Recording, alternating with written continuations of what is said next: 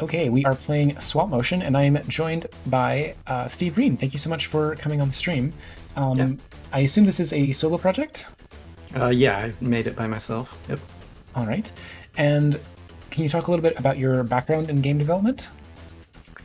So background basically, I work as a programmer and got into programming from like wanting to make games, although I don't work on games for work. But uh, so I haven't done any like big game development projects, but just like little things like this here and there, I've done quite a lot of, and I have a lot of experience with Game Maker. So um, yeah, that's pretty much. Gotcha. So this is made, is this the newest version, like Studio 2, or is the original version? It's Studio 2. I don't think it's the most up-to-date version because I didn't like update it, but it's like Studio 2.3 or whatever the Right. newer version of it is now, yeah. Gotcha. Okay. So, can you talk a little bit about the inspiration behind this game? The inspiration was pretty much entirely the theme for the jam. So, like uh, I basically was just thinking about interesting ideas for the theme.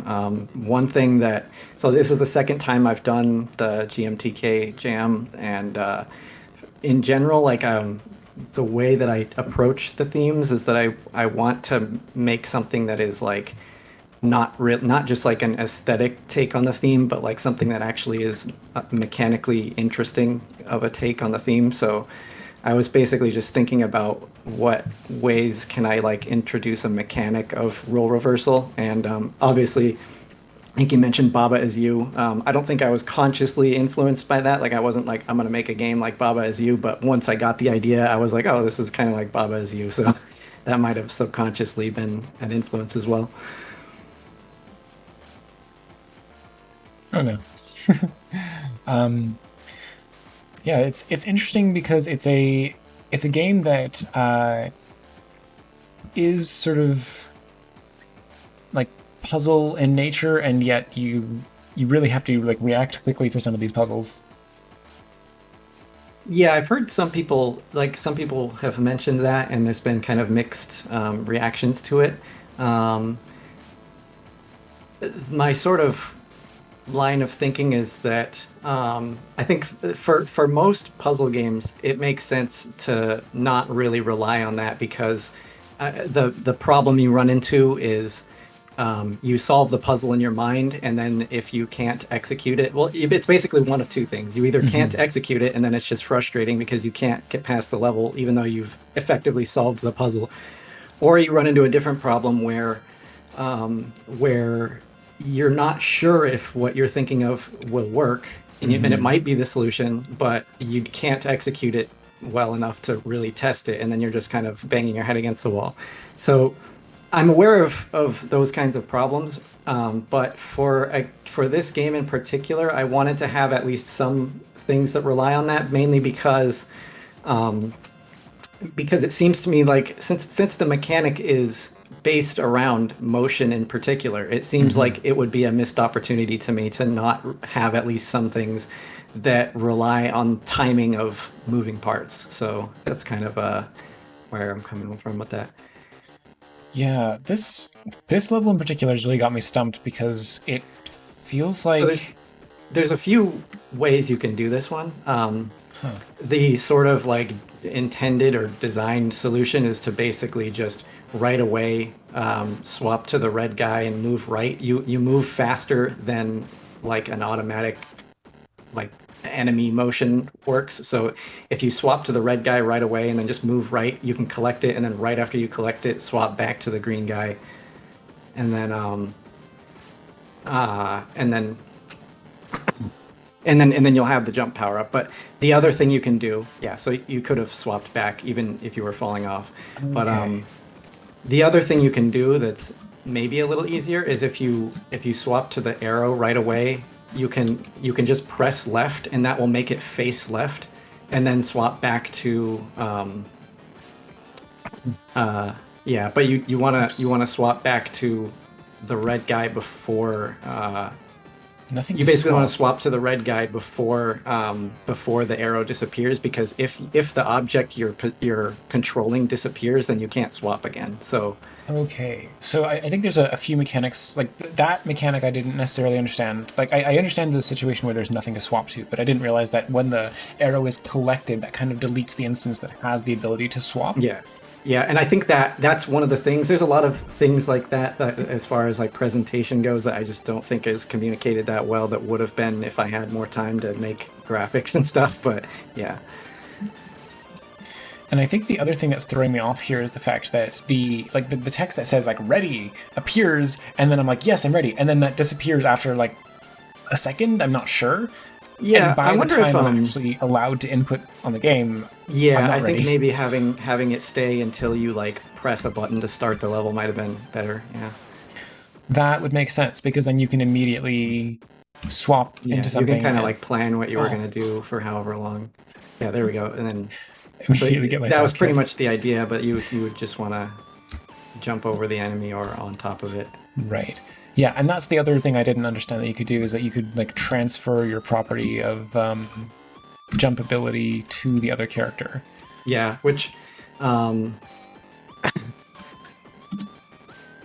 yeah, so there's actually like that went through a few different sort of phases as far as like just my ideas for it, because like originally I was also thinking that even like the collision behavior might be swappable, so that like if you swapped, like you could make something else give the player a power up when it collides with him by swapping the behavior in that way. But that just thinking about that felt way too complicated to design around, so I decided to give certain things static properties, particularly like an enemy is always an enemy that will hurt the player no matter what motion properties it has, things like that. So Oh my goodness. This one seems like it's tricky because of the number of elements involved. yeah, Um, but yeah, I can understand how like some of that would just get to be really difficult to convey at a certain point, like how many of these properties are stacking. yeah, Because I know that the other game that I mentioned, they switched, that has a similar mechanic. What they did to try to alleviate this was by having these little floating virtual icons that indicates what is what at the current moment. yeah, something like that. I did have an idea of something like that, for particularly for conveying whether something has a power up.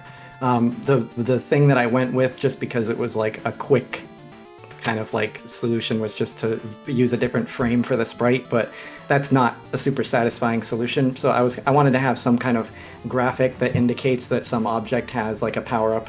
Um, but yeah, that's just something I didn't take the time to make the graphics for. But um, there was another thing, and this is not a good reason not to do that, but another potential reason that I was thinking to not do that was that I was thinking of having like a sort of gimmick level where there might just be a bunch of objects on the screen, and you have to like notice very subtly that one of them has a power up and swap to it or something. But I think those kinds of cheap puzzles are not great levels, and it's not a good reason to not use a better means of conveying that. So Yeah, no, I think that's a good call because it at that point it's like that what you were getting at earlier in terms of when it comes to a puzzle, you have the difficulty of like knowing what you want to do but not being able to execute on it. But then sometimes you can end up with the opposite problem where just you spend all the time figuring it out, and then once you realize like, oh, all I have to do is that. Oh man, that's annoying, and that also doesn't feel great. So there's a fine line to walk, a balance that you're trying to strike in terms of the difficulty of execution versus the difficulty of what you have to do. yeah, and I think like in general, especially with enough levels, I think there's a like there's room to have like little gimmicky, silly levels here and there, like just to break up the pace and maybe like pull a little trick here and there, But like it really just depends. Like you don't want your game to be full of those. Like maybe once every like 10 levels or something, like something like that happens or whatever. It's just because like it can be a fun moment if it's not like overly frustrating, but yeah. Yeah, I gotta admit, I'm once again stuck on this level, so I think I'll have to So skip this one. one hint I'll give about this is that the two bouncing enemies are placed in a way that's supposed to hint at the way the bouncing property works. They're placed at different heights, and you can see that they're bouncing to different heights. So, um, I, maybe I just still don't understand how to actually transfer a property to the character. well, I think what you might be hung up on, because this is another thing that's a little hard to realize how this property works. The bouncing property is not that it will constantly bounce. It's just that it will bounce when it hits the ground. So if you swap to a bouncing object when you're already on the ground, there won't be any bounce.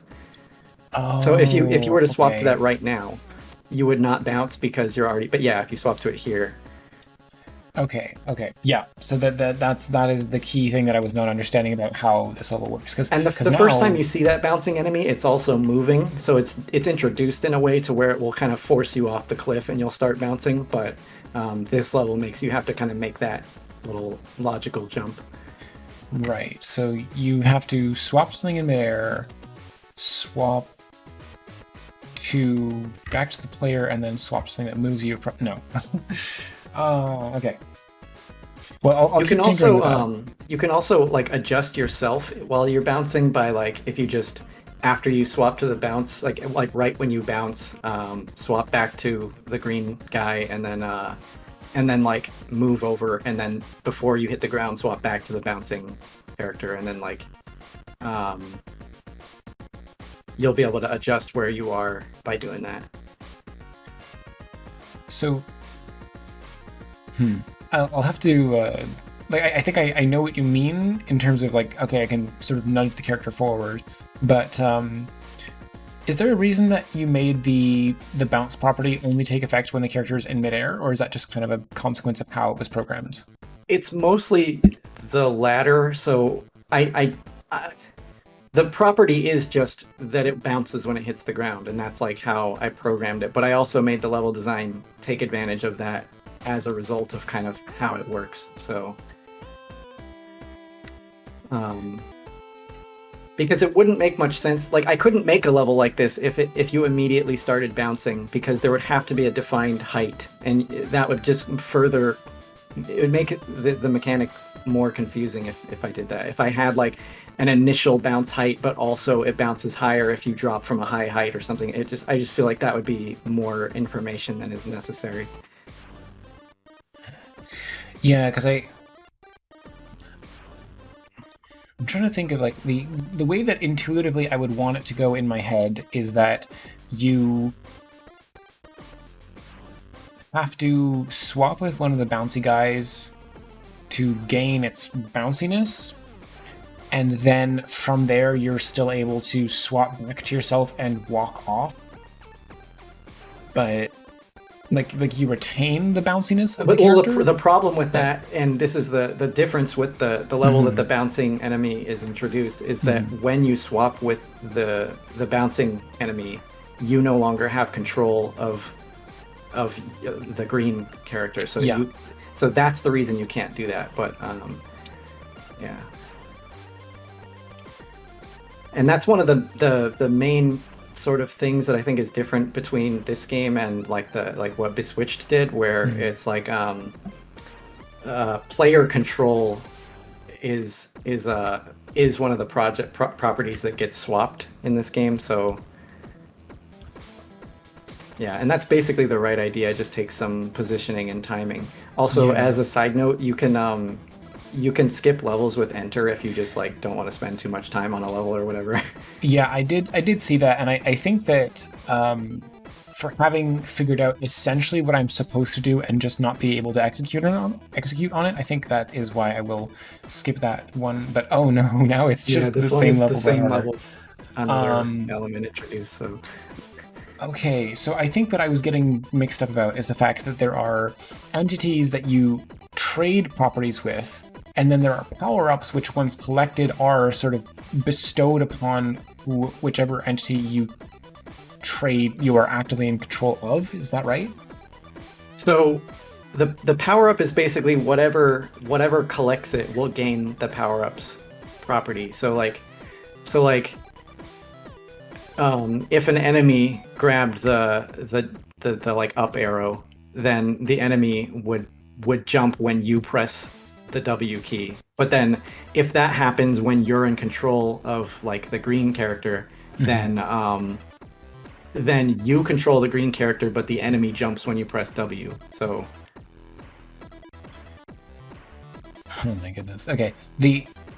Yeah, it's I understand. It's just surprisingly and against my intuition, I yeah, and suppose. again, I think that's another thing that like just the having a better way of conveying what has a power up would fix that a little bit, because as it is, it's just having to know that like, oh, the lighter sprite means power up is not very intuitive.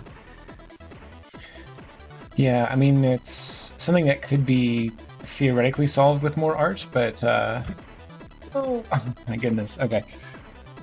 And surprisingly, for as few characters as there are, I'm still losing track of which character I actively am at a given moment. Yeah. Yeah, So, I did wanna like if I continued to like work on this game post jam, I would probably have something that I already had some ideas for, like a way of indicating which has control, or like in the game's terms, like what the current swappable object is like, which is like essentially what is you. I was close, but yeah, I don't really understand what I'm supposed to do there because the moment I so switch. that was basically the right idea. It's just that you have to be a little bit tighter on positioning and timing. So if you get a little closer to the edge and just launch like right when you bounce, you'll go far enough to hit the wall, and then you can just switch and hold right as you switch back, to get the power up, and you'll just go through the wall. Okay, okay. Well, I'll try this one more time at least to see if I can make it. But so let's based on what you just said, let's sort of transition that into the question of: do you have any plans for the game going forward? Um, I'm not completely sure if I will if I will expand on it. I kind of there's things I want to do, that like if I get around to continuing it, I'll that I want to do. Like more levels is like the obvious thing, and just like better kind of like more polished, like ways of conveying things and stuff like that, like I've already talked about. And then there were some mechanics that I had ideas for during the jam that I didn't, have time to implement. So like there were a few mechanics that I basically just had to cut because, I didn't have time to implement them. So more mechanics and levels and just better presentation would be the main things. Yeah. Right. And then if I can suggest some of these levels where you've mentioned, like, I have the right idea, but I'm just not executing it quite correctly. I think it would be nice if the level design was kind of intentionally made easier, like not to the point where it's possible to get an unintended solution, but just to the point where you can reward that sense of like, oh, you do have this figured out, but it's not just quite so challenging to actually execute on it. Yeah, I guess I just don't know.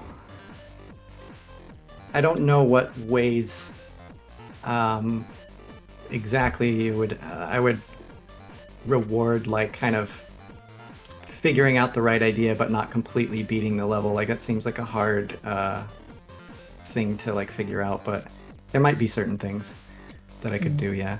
I mean, just as a for instance, like right now, um, what I'm getting wrong here is just the like like I just can't swap to that character in the right time. Like I'm doing the right thing, but if that wall was just like a little bit more over to the left and there wasn't such a huge gap, then I would have an easier tolerance for actually clearing it and clearing like beating a level, you know? Yeah, I know what you mean. Um, there is like a way to do this that I actually didn't even think of while I was making it, but I saw someone do on a stream where you can actually have the brick breaking power up like while you launch yourself forward. Like there is a way to do that um, in that level, and that makes it a little easier if you can figure that out. But And that is what I was trying to do, but I just couldn't get my character to have the like it just it I don't know. Maybe the reason I'm having trouble with the game is because I still fundamentally don't understand how to play it properly. Um, and that could just be something that's solved with having more levels in, like, it gives you more of an opportunity to experiment with the game. And, like, this is also something that confuses me. So that this is a bouncy character, and yet when I transfer over to hey, them, yeah, so the reason that happens is because when you switch to the bouncy character, they inherit your the green property. guy gets the bounce, but he's Yeah. on the ground, so he no longer bounces. That's the reason. Huh. So the puzzle in this level is that it's just how do you get the bouncy guy to break the bricks? Right. Because like yeah, the sort of conclusion you're supposed to come to is that there's no way to get the green guy in the air. So Right. yeah. Yeah.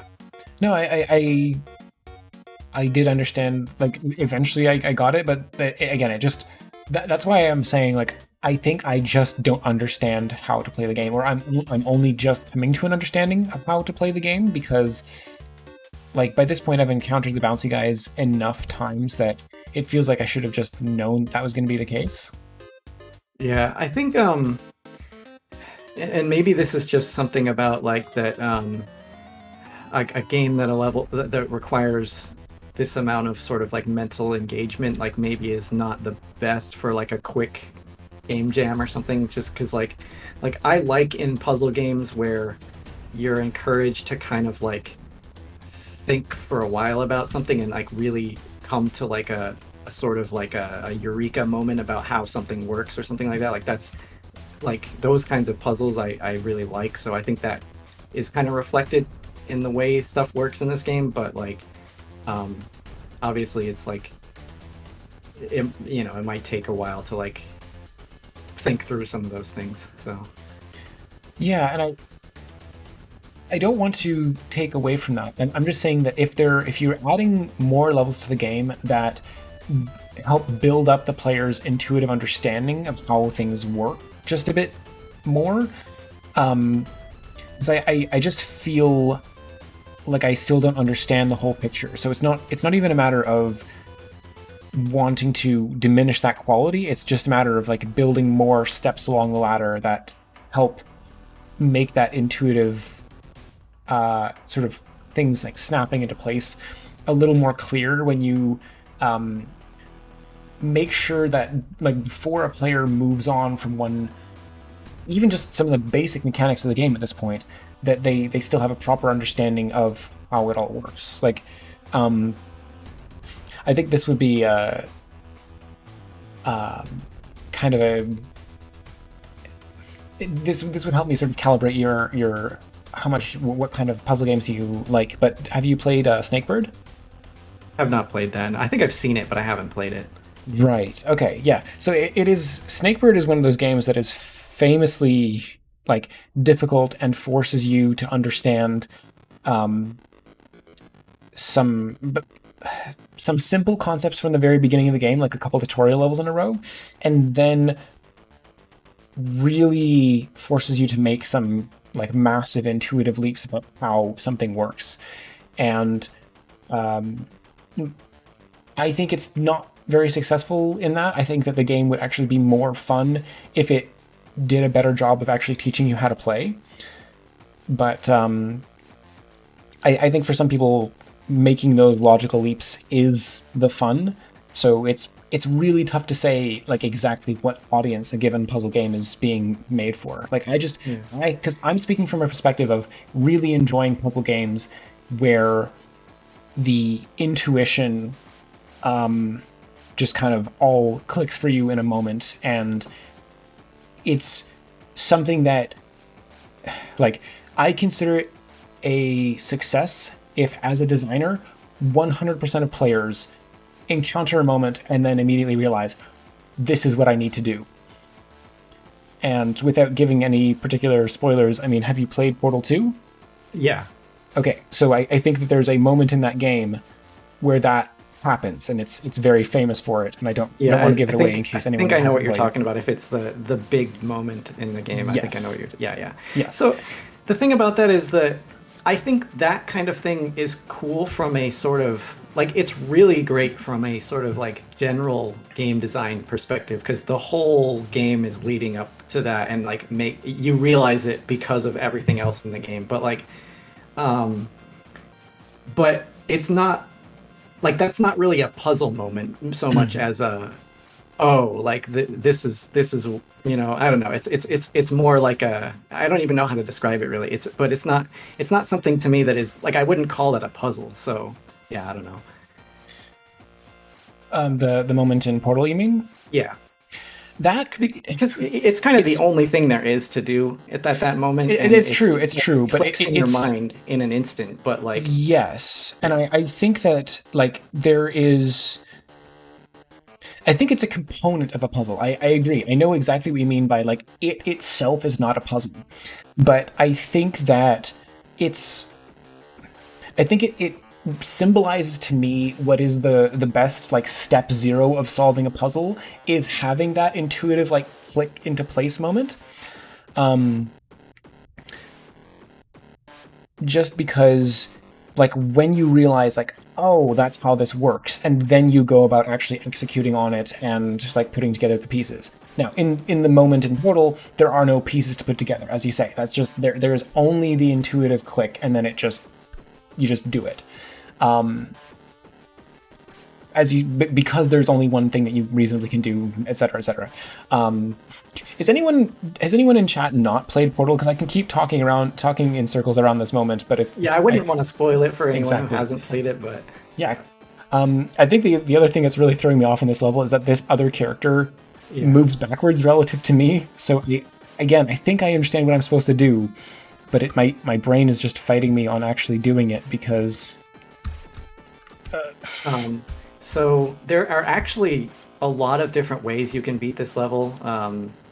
It's kind of you can do it this way by just like avoiding the four things and moving the other guy out of the way. Probably the sort of key thing to figure out in order to just solve it this way is that the one you're in control, the main one you're in control of, the one that moves forward, moves faster than the other one. So you can kind of just like keep like backing it up and moving and then moving under the bouncy guy and then doing and then repeating. That's kind of a tedious way of doing it, but it was the sort of solution I had in mind. You can kill the reverse guy by just swapping with the the farthest bouncing enemy to the right and just moving to the right, and you can oops. that's like an interesting solution that I saw someone do on a stream that I wasn't even thinking about when I made the level, so Right. I thought that was cool. And again, like I understand the intended solution there, but just the fact that the guy moves backwards kept throwing me off. Like I Yeah, would I will say that the moving backwards is something that I'm not crazy about. It was actually kind of just it's that way because of this sort of hacky way that I implemented the motion. So basically, the way the properties that get swapped work is just like there's basically just like a struct that has a bunch of those properties in it, and one of them is the speed that the object moves when you press left or right. And I just made it a negative number, so he faces the opposite way, which is kind of silly and not really exactly what I wanted, but I didn't want to like program a whole other set of conditions for this one level. So yeah, right. Because I can like by like really focusing, I can remember like okay, I'm this character now. I'm going to move in the direction. Oh, I still move the wrong way. Oh, God. so you can do it by only moving right, like just with swapping back and forth, and just only moving to the right. Yeah, I think I'm just. I think that's just one of those situations where I would rather not. No, it the unintuitiveness of the like moving back and forth, like it I wasn't seeing it. But like the solution that you're describing of like only moving right, I wasn't. I do you mean like swapping back? There's no way to go like back, is there? Okay, I so can. so you you can just start on that level. I think it was Yeah, what. no, it's this one. Okay. Yeah, so if you go under the first enemy, and then Yeah. like right before it's going to break the brick, swap to the orange guy, and then just only move right until it's a little bit farther away, but and then swap back to you, and then you can go under the next Yeah. one, and you can just kind of keep doing that. Yeah, I see what you mean by like only holding to the right, but like, um, again, it's just having the controls flipped, and it's sort of falling back to another problem of like still not remembering which one I'm in control of, because like part of my brain intuitively says, "Oh, the one that's lit up is the one I'm controlling." Like, Yeah, I think that's I a problem. think I think like one. I said, as I've already mentioned, I think I'd like to have a better way of conveying which thing you're in control of. But yeah, Even if it was as simple as like having a little triangle above the character, like a little like indicator, like you yeah, are this it was one. going to be something like that. Was what I was thinking, like some little thing above the character. Yeah. So again, this one definitely seemed like one that I understand how I would solve it, but my brain just can't get over the excuse me, the flipping. Okay. So, what would you describe was the most difficult problem that you encountered during the jam, and what was your solution? So Oops. I would say the most difficult problem in general was just the time constraint of the game jam along with designing levels. So um, like making anything in 2 days is already pretty hard. And so last year, for this jam, I made like just like kind of like an arcade style game so it doesn't have discrete levels, like you just kind of play endlessly until you lose or whatever. And I felt like that was well suited to something where like just not having to design a bunch of levels. There's an advantage there in terms of like making something in a short amount of time. So for this, I knew already like that if I was gonna make a game that has like a bunch of discrete levels, it had to have a substantial amount of levels. Or because if you spend all your time like programming some stuff, some mechanics or whatever, but then you only have time to make like 3 levels, and it doesn't leave that great of an impression. So Mhm. just knowing, uh, kind of just like finding the time to like just balancing what I wanted to implement and what levels I wanted to make was probably the biggest challenge. And sort of the way I went about it was basically I had a bunch of ideas for mechanics and stuff, but like at certain intervals of time, I was like, well, I have this much implemented. I have to just make some levels before I like implement any more mechanics, because like the game has to have like some amount of levels. So I don't want to run into that. So it was basically just kind of going back and forth between making some levels and then implementing more stuff if I had time. Yeah, absolutely. I mean, I think that's a good approach, like because you fundamentally you just never know what your time situation is going to be like in a game jam. So you really want to make sure that you've got something, like you've got your minimum viable product, and you can build up from there. Um, yeah, so I think that's a good approach. Like just no matter what you're doing, whether it's building out content and levels or building out attacks for a character to perform, like if they have a bunch of different abilities, like just always make sure that the basics are there and that you've got something playable before you worry about adding more content, so to speak. Yeah. This level Yeah. is actually this level is actually kind of a compromise between one of the things that I wanted to implement.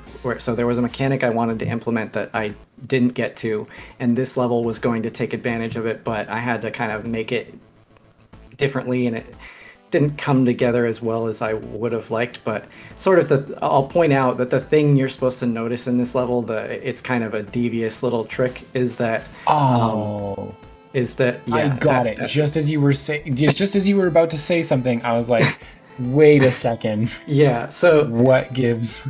noticing that the cloud is there is like the trick of this level, and what I wanted to do was I wanted to have a mechanic where there's moving platforms and some object has to hit a switch that starts the platform to move. Um, and what I was going to do with that was that you would have to jump off the ledge or just fall off a ledge. You would basically have to notice that the cloud is there, but Uh-oh. you would have to stop. Basically, there would be a switch that starts a moving platform in the air, but it would. Did the game crash? Yes. Oh, I've never seen it crash, so that's a problem. But what I was gonna say is, yeah. So there was gonna be a switch that activates a moving platform in the air, but you would not have enough time to land on the platform if you just like jumped up and hit it.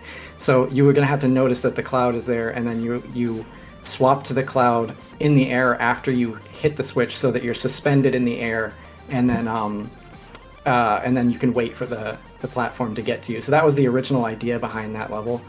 Okay. Uh, but that level also has another function in this, which is just so this is another thing where just like if I had more time to build more levels, I would have introduced spikes earlier to where you can tell what they do if you hit them, because they're just kind of sitting there in a place that's hard to even get to here. So that's kind of but the reason there's spikes at all here is because in the next level you have to use a cloud to go across a thing of spikes. So I wanted to show that the cloud does not get hurt by the spikes. So that's the reason I put the spikes there in this level. But in a better version of the game that has a better sort of progression of levels, there would be a level that just introduces spikes before this, so that you would be kind of primed for that. Yeah, I mean, gosh, there's so much going on that like I I'm just at a complete loss for like what I should be swapping with what to move the properties over to what. And yeah, like I don't think going through additional levels of the game is going to do me any good here, because I'm just so lost on some of the basic mechanics of the game that like I don't think I'm gonna be prepared to I mean, this one I can tell that I can move the flag as a movable thing, but yeah, it's just, oh yeah, I'm just completely overwhelmed by what I'm supposed to do, and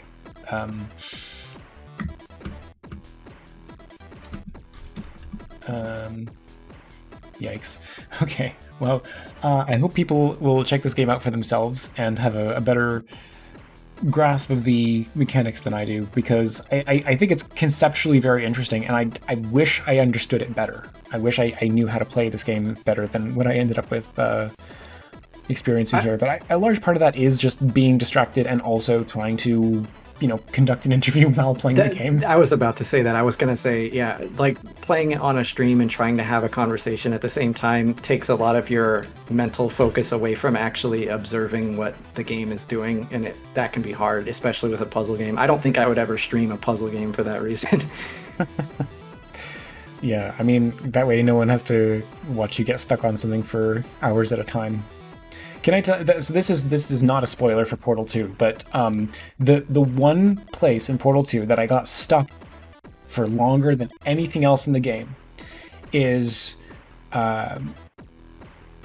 just finding the right place to shoot a portal.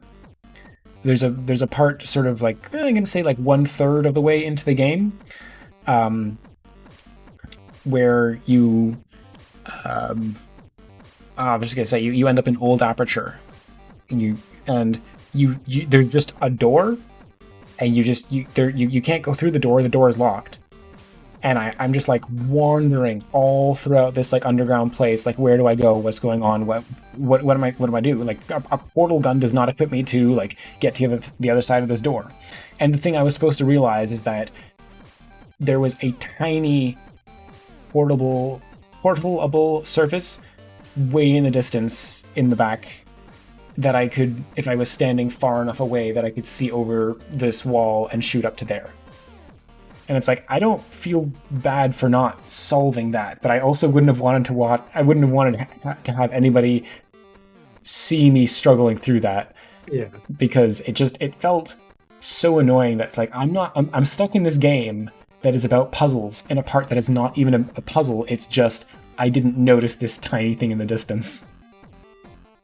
Yeah. So anyway, do you have any other projects you'd like to direct people towards, or social media channels you'd like to plug? Not really. Nothing that I want to point out right now. Okay, I mean, as a default, I usually post people's itch.io channels. Like, do you Yeah. want me to share that? Yeah, you can share that. The only other thing on there is my game from last year's jam, but yeah. Gotcha. All right. Well, thanks for coming on and having this conversation with puzzles about, or this conversation with me about puzzles. Um, I do think there's some very interesting concepts here, and if you had the opportunity to add a few more levels, and help like really solidify the player's understanding of some of the core mechanics of the game, like because I would also foresee what other people are saying, right? Like if other people are getting it no problem, then you're good. It's not I wouldn't want you to make changes based on just my experience with it, but if you are able to check out other streamers playing the game, and if anyone is getting like similar points where they don't understand, like just pay attention to like what mechanic are people not picking up on. Like you had to give me some hints deliberately, like directly. And yeah, if there's any way to kind of solve for that by teaching through level design, then I think that's always the most elegant way to do it. Yeah, I've watched a couple other people play it on stream, and I've already noticed like some things that some people got hung up on, that like it's easy to like when you're making the game, you kind of just like you don't even really think about like what is somebody gonna think when they first see this thing like right away, like because you just know how it works. So, but like, Yeah. yeah, there's a few things I've already noticed, and it's like kind of similar. I think it's like similar things to like what you were saying. Like I think the bouncing mechanic is one that seems confusing, and just yeah, like kind of where the different properties are going when you switch. Could probably use some improvement based on what I've seen. So yeah. Yeah, I mean, it might just be that it's counterintuitive, right? Like, and that's all that you really want to do is make sure that the levels that you're building out build that intuition for players. Yeah. All right. Well, thanks again for coming on the stream. And yeah, if you participate in a jam in the future, or you have any other projects you'd like to bring my way, I'd be more than happy to have another conversation like this one. All right. Thanks. All right. Enjoy the rest of your day. Bye for now. Yeah.